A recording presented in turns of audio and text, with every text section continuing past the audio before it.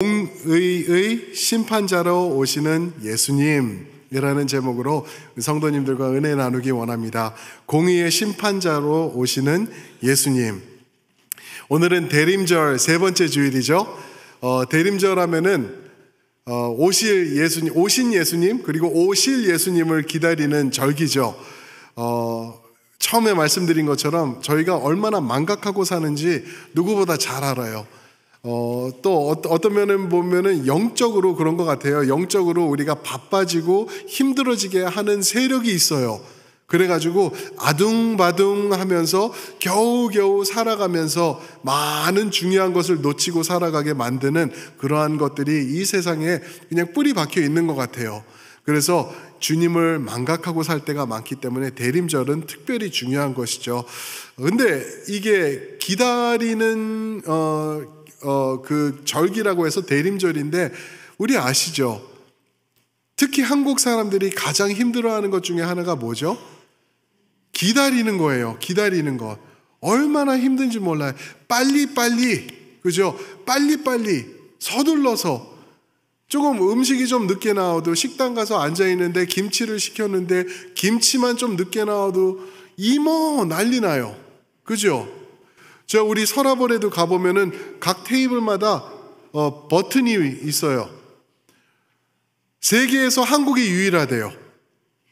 이걸 해야 되는 거예요. 왜 김치를 아까 30초 전에 얘기를 했는데 아직도 안 오냐고. 그게 한국 사람들이래요. 버튼이 있어야 되는 거예요. 삐삐삐삐삐삐 하면서. 성경이 근데 우리에게 기다림을 계속해서 말씀해주고 있지 않나요? 구약은 무슨 말씀이죠? 기다리라, 메시아가 오신다, 곧 오실 거다. 너희 지금 아프고 힘든 거 내가 알아. 근데 결국에는 너희 죄 때문에 그게 지금 온 거야. 그러나 기다려, 메시아가 올 거야. 그런 내용이 이사야서죠. 그러다가 이제 하나님의 더 기다림의 힘드심을 맛보게 하시는 것 같은 느낌? 구약이 마무리되면서 한 400년간 하나님이 아무 말씀도 하지 않으세요. 그 순간, 그 어두운 순간에 하나님을 기다림은, 메시아를 기다림은 얼마나 힘들었을까? 얼마나 많은 사람들이 낙심하고 믿음 저버리고 떠났을까? 그런 생각을 하게 되는 거죠. 그런데 예수님이 오세요. 예수님이 오세요. 오시면서 멋있는 우리가 찬양했던 노래들, 그런 거룩한 밤, 그런 모습으로 이곳에 오십니다. 오셔가지고는 잠깐 계시더라고요. 33년 조금 넘게 계시는데 그리고선 또 다시 가세요. 그러면서 또 하시는 말씀이 너희는 기다려. 왜 또 기다리라고 그러시는 거예요. 기다리라고 그러면서 신약이 마무리됩니다. 그러면서 요한계시록 22장 마지막 장에 보면은 아멘 주 예수여 뭐라고요? 어서 오시옵소서래요. 저는 그 말이 참 멋있는 말인 줄 알았어요. 아멘 주 예수여 어서 오시옵소서. 거룩한 모습으로 팔 벌리고 하늘을 바라보면서 아멘 어서 오시옵소서 그럴 것 같죠? 전혀 아니에요. 제가 볼 때는 절규의 호소예요. 주 예수여 제발 어서 오시옵소서. 얼마나 더 기다려야 됩니까? 주님 언제 오실 거예요? 제발 어서 오세요 라는 절규의 호소가 그 22장 마지막 절에 나와 있는 그 구절이 아닌가 그렇게 생각을 해봤습니다. 그런데 주님께서 이제 오실 거예요. 곧 오십니다. 믿으십니까? 믿으세요. 주님이 곧 오시는데 그 오심은 It's gonna be worth waiting. 기다릴 가치가 있다라는 거예요. 주님이 이번에 오실 때는요, 첫 번째 오심의 그 가난하고 연약하고 어린아이의 모습으로 죽임당할 하나님의 어린 양의 모습으로 오신 그게 아니에요. 재림 때는 승리의 왕, 승리의 장군의 모습으로 말을 타시고 영광 가운데 임하실 거라는 거예요. 그럴 때 어떤 모습이 우리 앞에서 전개될 것인가? 그 내용이 오늘 우리가 읽었던 내용이거든요. 예수님이 재림하실 때 그 승리의 왕으로 완전하신 심판자로 오실 텐데 그때 어떠한 익스펙테이션을 우리가 가질 수 있는지, 우리가 볼 수 있는지 오늘 말씀을 통해서 볼 것인데요. 첫 번째가요, 예수님은 공의로 오신대요. 공의로 오시는 예수님이라고 말씀하세요. 공의, 성경에서 많이 얘기하는 거죠. 그죠? 세상에서는 거의 이 공의 또는 영어로는 righteousness라는 단어가 사용되지 않아요. 왜요? 이 세상에는 공의, righteousness가 없어진 지가 오래예요. 없어요. 주변에서 찾아볼 수가 없어요. 그랬더니 righteous라는 거를 제가 좀 설치를 해보니까 가수 이름 나오더라고요. Righteous Brothers래요. Righteous Brothers 아세요? 그 노래 있어요. 유명한 노래 있어요. 우리 다 아시는 노래인데 그거 하나 나오고는 righteous라는 단어가 이렇게 사용되지 않는 거를 우리가 알 수 있죠. 그런데 이사야서에서 이제 포로로 잡혀간 이제 유다 백성들, 이스라엘 백성들 향해 이 예언서를 쓰면서 말하고 있어요. 얼마나 비참했을지 우리가 알 수 있죠.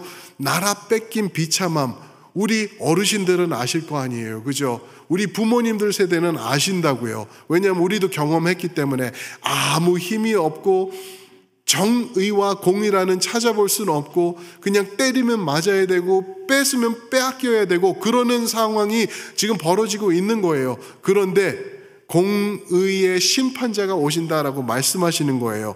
공의로 오신다. 근데 그분이 오셔서 어떤 모습으로 오시냐면 3절에 보니까 그가 여호와를 경외함을 즐거움으로 삼을 것이다 라고 말씀하셨어요. 경외한다. 하나님을 경외함으로 그 중심으로 오신다라고 말하고 있죠. 그러면서 하시는 말씀이 하나님을 경외하는 이 오실 메시아 심판자는 예수님이죠. 그분은 눈에 보이는 대로 또 귀에 들리는 대로 판단하지 않으실 거래요. 여러분 혹시 억울함 당해가지고 재판 받아보신 적 있으세요? 억울하게 재판까지는 안 가더라도 나는 잘못한 게 없는데 운전하고 가는데 경찰이 나를 세워서 당신 80마일로 갔다 이거예요. 무슨 소리냐? 내 차는 후져서 40마일도 못 나간다. 그러고 말을 하는데 그럼 아니라고 그러고 영어 못하니까 막 이렇게 티켓 떼어주고 혹시 그런 거 경험하신 분 있으실 수도 있어요. 그렇죠? 나는 잘못한 거 없는데 누명 써가지고 억울하게 눈물 흘리신 적도 있는 분 분명히 여기 계시다고요. 공의의 심판자이신 예수님이 오시면은 싹 없어집니다. 싹 없어지고 공의와 정의만 남을 것이에요. 근데 공의와 정의가 오늘날도 적용되는 사람들이 있어요. 어떤 부류의 사람들인지 아세요 혹시? 이거 주워 들은 말이 있는데 유전무죄 맞죠? 유전무죄 맞죠? 맞죠, 그죠? 돈이 있으면은 죄가 없어요. 그런데 무전 유죄, 돈이 없으면은 죄가 있어요. 그러니까 돈 없고 힘 없는 사람은 너무나 안타까운 세상을 지금 우리가 살고 있는 거예요. 그런데 어떤 부류의 사람들이냐면은 돈이 많고 빽이 많고 아는 커넥션이 있고 이런 사람들은 그냥 보통 사람들 다 상처받을 때 이 사람들은 걸어 나가는 거예요. 한국에서도 그런 모습이 많이 보여서 이민 간다. 또 여러분들 가운데서 그런 것 때문에 그 unfairness 때문에 미국으로 이민 오신 분들도 계실 수 있을 것 같아요. 그죠? 그런 얘기들이 많이 있더라고요. 근데 오늘 말씀해 보시면은 4절을 한번 보세요. 4절 말씀 딱 그 말씀을 하시면서 하나님의 마음, 이 예수님의 마음을 우리에게 전달해 주세요. 4절 공의로 가난한 자를 심판하며 정직으로 세상의 겸손한 자를 판단할 것이며 공의로 가난한 자를 심판하며 정직으로 세상의 겸손한 자를 판단할 것이다. 아니 예수님도 똑같은 말 하는데요. 성경도 똑같은 말하는 거예요. 가난한 자, 겸손한 자를 심판하며 판단할, 그거 나쁜 거 아니에요? 아니요. 여기서 말하는 심판과 판단은 그들을 위하여 그들에게 부어주기 위하는 하나님의 은혜를 말씀하고 계세요. 이 가난한 자, 겸손한 자 하면은 신약에 떠오르는 단어가, 그 구절이 있지 않나요? 마태복음 5장에 보면은 무슨 수훈이요? 예수님께서 산상수훈이 있어요. 거기서 보면 8번 말씀하시면서 이런 사람은 복이 있나니, 이런 사람은 복이 있나니, 처음으로 나오는 게 가난한 자, 심령이 가난한 자를 말하고 있어요. 겸손한 자는 5절에서 보면 온유한 자를 또 그렇게 말하고 있는 거예요. 그들은 천국을 받을 것이며 그리고 땅을 기업으로 받을 것이다 라고 말씀하셨어요. 가난한 자, 억울한 자, 힘들어하는 자, 세상에서 인정받지 못한 자, 그러나 예수 그리스도가 그 안에 있는 자들은 이러한 복을 누리게 될 것이다 라고 말씀하세요. 산상수훈에 보면은 심령이 가난한 자, 애통한 자, 온유한 자, 의에 줄이고 목마른 자, 긍휼히 여기는 자, 마음이 청결한 자, 화평케 하는 자, 의를 위하여 박해받는 자, 천국을 받을 것이다. 근데 이 8가지가 뭔지 아시죠? 예수 그리스도의 모습을 우리에게 그려주시는 거예요. 뿐만 아니라 예수님을 믿는 여러분들과 우리가 이런 사람이라고 그러고 지금 선언해 주시는 거예요. 당연히 우리는 그렇지 않거든요. 우리는 그런 모습이 아니에요. 그러나 예수님께서 그렇게 칭의해 주신다는 거예요. 불러주신다는 거예요, 우리를. 왜요? 우리 삶에서 보여줄 것 없는데 딱 한 가지 이유 때문에, 예수님이 내 안에 계시는 것, 그것 때문에 우리를 이렇게 공의롭게 여겨주신다라고 말씀하시는 것입니다. 그럴 때 우리에게 공의와 성실로 주님께서 오실 것이며, 5절에서는 공의와 성실로 허리띠를 이렇게 하시고 그분이 오신다라고 말씀하세요. 허리띠가 뭔지 아시잖아요. 그죠? 중심이에요, 중심. 그분의 중심은 공의와 성실, 하나님의 말씀대로, 진리대로 심판하실 것이다 라고 말하고 있는 것입니다. 사랑하는 성도 여러분, 여러분들 오늘 억울하신 일 있으실 수 있어요. 힘든 상황 들어가서 아무도 모르게 눈물 흘리면서 억울해 하실 수 있어요. 예수님을 믿는 것 때문에 밖에서 또 상처받을 수 있어요. 괜찮아요. 하나님 절대 놓치지 않으시고요. 예수님께서 다 보고 계시고요. 공의와 정의로 오시는 재림의 날 다 갚아주실 줄 믿습니다. 그게 우리의 신앙이에요. 그게 대림절이고요. 그런데 이렇게 예수 그리스도와 함께함이 있으면은 전혀 문제가 되지 않는 건데, 예수님을 떠나서 돈의 힘만 믿고 세상의 권력만 믿고 나의 나의 인맥 이런 것만 믿는 사람들은 어떠한 모습이 될까? 4절 하반절을 한번 보시면은 이렇게 나오고 있습니다. 그의 입의 막대기로 세상을 치며 그의 입술의 기운으로 악인을 죽일 것이다 라고 말씀하세요. 가난한 자, 겸손한 자, 예수님을 주로 섬기는 자들은 공의와 정의, 정직으로 주님께서 그들을 보다듬어 주시고 복 주실 것뿐만 아니라, 반대되는 자들, 그렇죠? 악한 자들, 세상에 있는 자들은 입의 막대기예요. 입의 막대기로, 그리고 입술의 기운으로. 입의 막대기와 입술의 기운이 뭘까요? 하나님의 말씀이에요. 예수 그리스도께서 말씀이시지 않습니까? 하나님의 말씀이세요. 그 입의 막대기로, 하나님의 말씀의 막대기로 그들을 치며, 그 입술의 기운이라고 그랬어요. 여기서 말하는 기운은 영어로 보면 breath라고 그랬어요. 성령님, 누마, 성령님을 말할 때 이 구약에서 루악이라고 나는 단어를 쓰는데, 그 성령을 말하고 있는 거예요. 성령님은 하나님의 말씀의 저자가 되시죠. 그러니까 예수님께서 오시면서 말씀으로 세상을 판단하시면서 심판하실 것이다 라고 말씀하세요. 재밌죠? 어떻게 그럴 수 있을까? 이 말씀 우리가 힘들어도 읽어나가면서 여기서 은혜를 찾고 하나님의 생명을 느끼는 이 생명의 말씀, 이 구원의 말씀인데, 우리에게는 그런 존귀하고 귀한 말씀인데, 이 말씀이 세상에 적용될 때는요, 막대기와 하나님의 치심과 악인을 죽이는 도구로 이 말씀이 사용된다는 거예요. 재밌지 않아요? 무섭지 않으세요? 이 말씀 안에 들어와 있어야 될 줄 믿습니다. 우리가 이게 너무나 중요한 거예요. 말씀이 내 안에 있고 예수님이 내 안에 있으면은 나는 이 말씀을 통하여서 생명을 누리게 되고요, 하나님의 축복과 복 가운데 있게 되는데, 이 말씀이 내 밖에 있잖아요. 예수님이 나랑 무관하잖아요. 그거는 심판, 하나님의 정죄함, 정의와 공의로 정죄함이 나에게 임하게 된다라고 말하고 있는 것입니다. 그래서 우리가 그 심판을 피하기 위해서는 예수님이 내 안에 계셔야 돼요.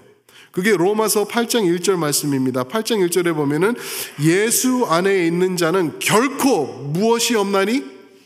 정죄함이 없나니. 할렐루야. 예수 안에 있는 자는 결코 정죄함이 없나니. 근데 저는 죄가 많아요.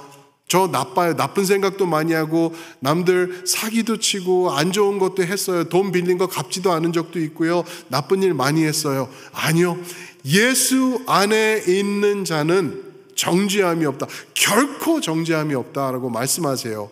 근데 저는 예수 안에 있는데 말씀도 많이 못했어요. 2023년 목사님이 맨날 말씀 보라고 잔소리하는데 저는 반도 못 읽었어요. 그러는 분 손 들어보세요. 한 분 두셨어요. 예, 잘하셨어요. 근데 걱정하지 마세요. 걱정하지 마세요. 우리는 행위로 구원받는 게 아니라 예수 이름으로 구원받는 줄 믿습니다. 하나님 말씀 달달달달달달 외우는 사람들 세상에도 많이 있어요. 그러나 예수님과 무관해가지고 그렇게 있는 사람들은 정죄 받았어요. 근데 여러분들은 예수님 의지하지 않습니까? 예수님 믿지 않습니까? 예수님 믿으시는 분들만 아멘 하시기 바라요. 예. 손 드신 분 아멘. 아멘, 아멘. 예수님 믿으면은 괜찮은 거예요. 그거 딱 하나로 우리가 구원의 반열에 들어가게 되는 것이죠. 그렇게 예수님께서 공의와 정직으로 오신다, 우리를 세우신다 말씀하십니다. 왜 그럴까? 왜 그런 모습으로 다시 이 땅으로 재림하실까? 6절부터 9절에 보시면은 예수님의 재림의 모습, 재림의 결과의 모습이 또 그려지고 있는데요. 그게 뭐냐면은 회복입니다. 회복으로 오시는 우리 예수님, 심판자라고 말하고 있습니다. 주님이 재림 후에 어떠한 모습이 그려지는지 6절 한번 볼까요? 동물의 왕국입니다. 이제 한번 보세요. 6절. 그때에 이리가 어린 양과 함께 살며 표범이 어린 염소와 함께 누우며 송아지와 어린 사자와 살찐 짐승이 함께 있어 어린아이에게 끌리며. 뭔가 잘못된 동물의 왕국이에요. 그죠? 동물의 왕국 좋아하세요? 저는 어렸을 때부터 동물의 왕국을 좋아했는데 저희 아버지가 그 동물들 보는 걸 너무 좋아하셨어요. 그래서 동물의 왕국 보면은 사자들이 쫓아가서 잡고 멋있잖아요. 그죠? 물어 뜯고 또 이제 표범 같은 거는 또 이렇게 뛰는데 다리가 안 보일 정도로 막 하면서 또 잡아먹고 나무 올라가고 또 살겠다고 도망가고 쫓기고 뛰고, 이게 동물의 왕국이잖아요. 그런데 예수님의 회복이 임한 재림의 왕국은 그런 죽임과 상처와 아픔의 왕국이 아니더라고요. 이 동물들이 함께 있더라고요. 반대되는 동물이에요. 6절 보니까 뭐 어린 사자와 어린 염소와 사자가 함께 있다? 동물의 왕국은 망하는 거죠. 그죠? 망하는 거예요. 근데 그렇게 지금 말씀하고 있는 것이에요. 이런 모습으로 이제 오시게 되는 것이다. 이리, 어린 양, 표범, 어린 염소, 절대 같이 있을 수 없는 동물들이 한 자리에 함께 있는 거죠. 질문 하나 드려볼게요, 여러분. 동물의 왕국 많이 보신 분들은 이거 아실 수 있어요. 세상에서 가장 사나운 동물을 말하라면은, 내 남편 그러지 마시고요. 그러지 마. 그거 나쁜 거예요. 네. 하이에나. 또 세상에서 제일 사나운 동물이 뭘까요? 예. 사자, 그죠? 저도 그런 줄 알았거든요. 오늘 말씀에 보면 사자도 나오는데 제일 무서운 동물이 무엇인가 하면 7절에 나오고 있어요. 7절에. 7절 보시면은 보세요. 암소와 곰이 함께 먹으며 그것들의 새끼가 함께 엎드리며 사자가 소처럼 풀을 먹을 것이며. 보셨나요, 혹시? 제일 사나운 동물이 나오고 있는데 뭔지 아세요? 풀 먹는 사자 아니에요. 사자도 온유해지는데 진짜 무서운 동물. 그게 뭐냐면은 새끼를 가지고 있는 어미 동물. 동의하십니까? 그게 곰은 유명하죠. 곰 새끼가 있으면은 절대 이쁘다, 그 테리베어 같다, 안아줘야지, 목숨 건 장난이죠. 절대 그럴 수 없어요. 위험해요. 분명히 어미 곰이 주위에 있고 난리 칠 거기 때문에 그걸 알고 있죠. 암소. 근데 여기 나오는 곰도 보면은 암곰이라고 이제 female 그 이야기로 지금 써지고 있거든요. 이런 무섭고 자식을 위해서는 물불 안 가리는 동물들이 하나가 돼서 함께 있는 거예요. 그 새끼들이 같이 놀면서 있다라고 말하고 있고요. 사자는 저쪽 구석에서 꾸불에 앉아서 풀 먹고 있대요. 이런 일들이 일어날 거라고 우리에게 말씀해 주고 있는 것이에요. 이게 근본적으로 바뀌는 거예요. 사자가 풀을 먹는다? 말도 안 되는 건데 이게 사자는 찢어 먹고 피 먹고 핥아먹고 이게 사자의 모습인데 이게 무엇을 말하냐면은 죄의 대가로 인하여서 죽음이 임한 세상이 그 근본적인 모습이 근본적으로 다시 한번 회복되는 것을 말씀해 주고 계세요. 동물들이 서로 잡아먹고 사람들이 서로 죽이고 전쟁하고 그러는 게 이게 보통이 아닌 거예요. 이게 다 죄의 결과라는 거죠. 하나님이 세상을 만드셨을 때부터 그런 모습이 있었던 게 아니에요. 죄가 아담을 통하여서 들어온 후부터 모든 것이 저주를 받고 죽음이 임하게 되고 죽음 가운데 피가 흩어지게 되는 그러한 일들이 이뤄진 것을 말하고 있는 것이죠. 이 모든 것들이 바뀌어버리는 거예요. 바뀌어버리는 것. 8절 젖 먹는 아이가 독사 구멍에다가 거기서 손을 넣고 장난을 친대요. 말할 수 없는 거죠. 만날 수도 없는 두 부류의 이 동물들, 하나님, 사람들, 그리고 독사가 함께 있는 것. 근데 아무렇지도 않은 모습이 일어나고 있는 것이죠. 이게 언제의 모습인지 아시겠죠? 그죠? 이 지금 6절부터 8절까지 그려주시는 모습이 언제의 모습이냐면은 구약에서 하나님께서 모든 것을 말씀으로 창조하신 다음에 너무 좋다. 너무 좋다. 너희를 위한 것이야. 내가 만든 이 모든 것. 별들과 바다와 고기들과 동물들, 꽃들과 나무, 이 아름다운 것들 너무 좋다 했던 것. 그러나 인간의 죄로, 아담의 죄가 아니에요. 나의 죄예요. 나의 죄로 인해 다 망하게 된 것. 그것을 다시 한번 고쳐나가는 모습을 우리에게 보여주고 계시는 거죠. 이게 어떻게 가능하냐고요, 근데. 상상이 가세요? 상상이 가세요?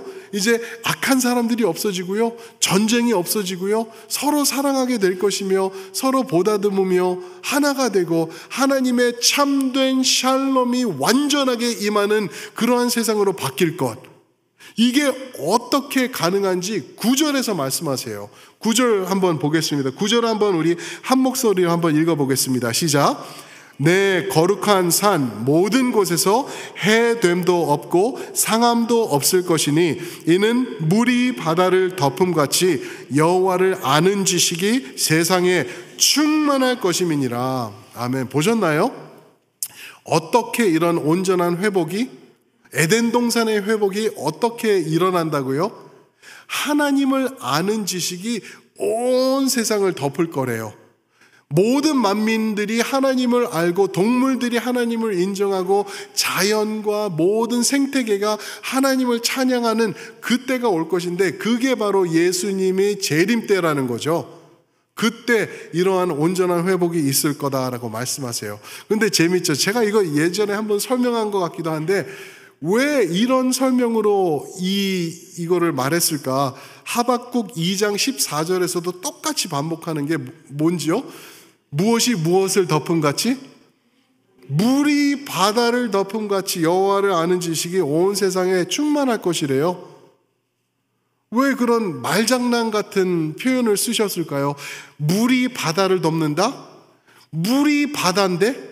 바다가 물인데 왜 물이 바다를 덮는다라고 표현을 했을까? 우리 이게 성경적으로 물과 바다를 어떻게 사용하셨는지를 깨달으면 우리가 이 답을 찾을 수가 있어요. 물은요, 성경에서 말하는 물은 성령, 충만, 축복, 생명, 이것들을 뜻하고 있습니다. 그래서 우리 요한복음 7장에 보면은 예수 그리스도를 믿는 자들은 성경에 기록된 것과 같이 그의 배에서 어떤 일이 생긴다? 소화불량이요? 그의 배에서 생수의 강이 흘러 넘친다 그랬어요. 38절이거든요. 근데 39절에 가면은 뭐라고 말씀하시냐면은 이것은 성령을 두고 말씀하신 것이라 그랬어요. 그의 배에서 뭐 수돗물처럼 물이 콸콸콸콸 나오는 게 아니라 성령이 내 안에서 차고 넘쳐서 내가 충만한 것뿐만 아니라 흘려보내서 내 잔이 넘치나이다 하면서 주변 사람들에게도까지 축복이 되는 것, 그거를 말씀하고 있는 거예요. 물, 그런 물이에요. 성령, 충만, 축복, 생명. 그럼 바다는요? 바다는 무엇일까? 바다는요, 세상의 모습, 타락한 모습, 그리고 죄인들의 모습을 보여주고 있는데, 유명한 구절이 하나가 있는데 요한계시록 13장 1절에 보시면은 거긴 뭐라고 나와 있냐면은요, 바다에서 한 짐승이 올라온대요. 기억하시죠? 요한계시록 무시무시한 모습들이죠. 바다에서 한 짐승이 올라오는데 머리가 7개고요 뿔이 10개가 있대요.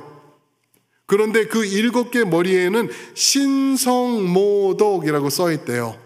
이 세상의 악한 자들, 악한 나라의 모습을 그렇게 표현한 거예요. 무슨 말이죠? 물이 바다를 덮음 같을 것이다 라는 것은 성령과 축복과 충만과 은혜와 기쁨과 생명이 이 세상의 악한 죄악된 모습들을 완전하게 덮어버릴 것이다. 할렐루야. 그걸 말씀하고 있는 거예요. 그래서 이 두 단어를 쓰시면서 표현하신 거예요. 물이 바다 덮음 같은 은혜가 그렇게 넘칠 것이다. 우리에게 말씀하고 있는 것입니다. 사랑하는 성도 여러분, 주님 다시 오실 때 생명과 회복을 누리려면은 우리가 이 주님 기다림으로, 이 주님을 믿음으로 우리가 대림절을 맞이해야 될 줄 믿습니다. 사랑하는 성도 여러분, 여러분들 예수님 믿으십니까? 아멘? 좋습니다. 너무 좋아요. 그런데 그게 다가 아닌 거 아시죠? 믿음이 다가 절대 다가 아니에요. 어떤 분들은 그래요. 그렇게 막 거짓을 막 표현하고 그래요. 예수 무조건 믿으면 천국 가. 그거야. 아니요. 저기 야고보서 2장 19절을 보니까 귀신들도 예수를 믿는데요. 그리고 덜덜덜 떤대요. 그러니까 믿음이 다가 아니에요. 믿음은 시작일 뿐입니다. 믿음은 시작일 뿐이에요. 그럼 뭐 어디까지 가야 되는지 아시죠? 우리는 순종, 따라해 보시겠습니다. 순종까지 가야 되는 거예요. 믿었으면 이제는 그분 앞에 순종하면서 그분의 주권을 인정하면서 나아가는 거예요. 이게 힘든 거예요. 뼈 깎는 듯한 아픔, 순종. 성경에서 말하기 때문에 내가 하는 것, 성경에서 말하기 때문에 내가 하지 않는 것, 그 순종이 우리에게 없다면은 그 모습은 온전한 모습이 아니라는 것을 우리에게 말하고 있는 것입니다. 믿으시면은 순종하는 게 온전한 성도의 모습인 줄 믿습니다. 아멘. 그런 모습으로 나아갈 때 그게 바로 대림절을 기다리는 온전한 성도의 모습이라는 거 우리에게 말씀해 주고 계십니다. 사랑하는 성도 여러분, 대림절을 맞이하시면서 순종까지 가야 되겠다, 그렇게 결단하시기 바랍니다. 아멘. 우리 한번 그 자리에서 다 기립하셔서 저 옆에 계신 분들하고 그렇게 인사해 주세요. 한 분에게 먼저 우리 기다리며, 그 말씀 들으시면 옆에 계신 분은 순종하며 라고 다시 한번 말씀해 주세요. 기다리며 하면은 순종하며. 아멘. 아멘. 우리 주님 곧 오시는데 그 오시는 그 순간까지 우리 순종하며 나가는 것입니다. 그 찬양 있죠. 오늘 봤던 그 찬양, 물이 바다 덮음같이 여호와의 영광을 인정하는 것이 온 세상 가득할 것이다. 그 찬양, 우리 물이 바다 덮음 함께 한번 부르시겠습니다. 물이 바다 덮음같이 여호와의 영광을 인정하는 것이 온 세상 가득하리라. 아멘. 물이 바다 덮음같이 물이 바다 덮음같이 물이 바다 덮음같이. 아멘. 세상 모든 민족이 구원을 얻기까지 쉬지 않으시는 하나님, 주의 심장 가지고 우리가 다 일어날 때입니다. 아멘. 주 따르게 하소서. 세상 모든 육체가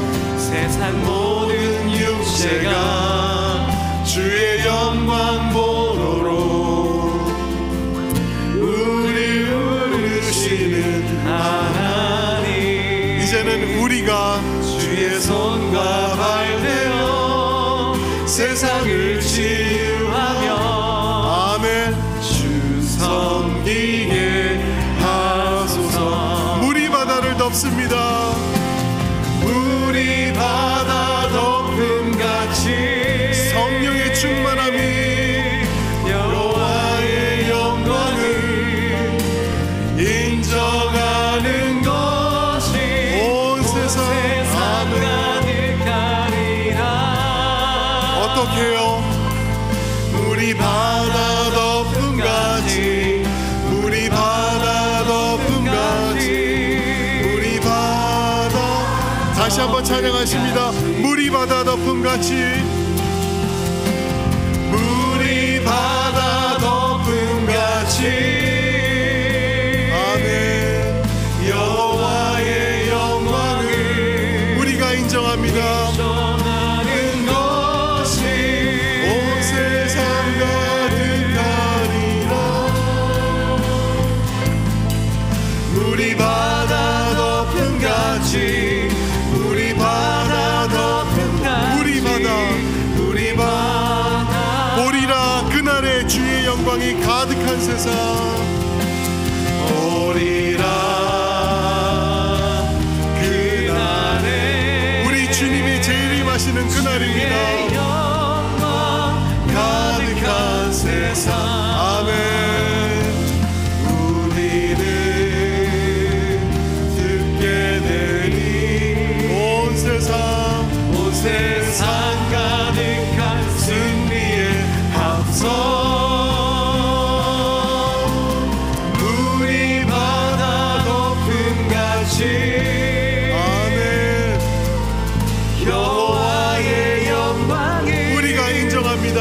인정하는 것이 온 세상 가득하리라. 물이 바다 덮음 물이 바다 덮음같이 물이 바다 덮음같이 물이 바다 덮음같이.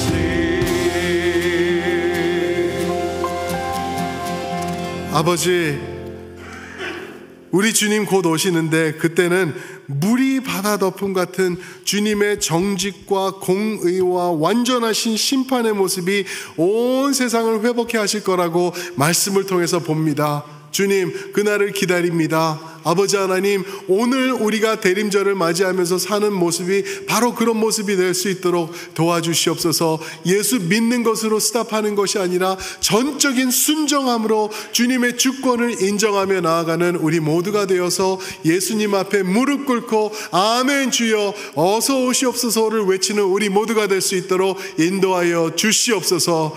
그럴 때 주님의 회복, 주님의 영광, 주님의 충만하심이 우리 삶을 덮게 될 줄 믿습니다. 이제는 우리 주 예수 그리스도의 은혜와 아버지 하나님의 크신 사랑과 성령 하나님의 함께 하시며 깊은 깨달음 주심이 물이 바다 덮음과 같은 은혜의 충만함, 성령의 충만함으로 살아가며 주님께 영광 올려드리기로 결단하는 우리 모든 성도님들 위해, 우리 자녀들 위해, 모든 교회들과 선교사님들 위해 이제로부터 영원토록 함께 하시기를 축원하옵나이다.